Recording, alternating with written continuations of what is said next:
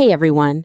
In this video, I'll show you how to check if your WhatsApp account is connected to another device. So let's get started.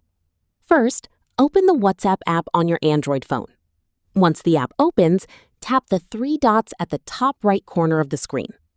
Then, from the menu, tap on Linked Devices.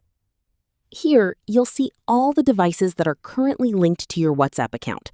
If you find any unknown device or want to remove access from a device, just tap on the device name. After that, tap on Log Out or Remove Device, depending on your WhatsApp version. A confirmation message will then appear on your screen. Tap Remove or Log Out again to confirm.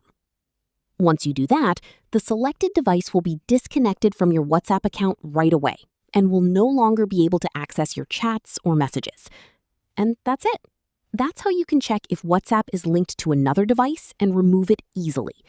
If this video helped you, make sure to like the video, subscribe to the channel, and turn on the notification bell for more simple and helpful tutorials. Thanks for watching, and I'll see you in the next video.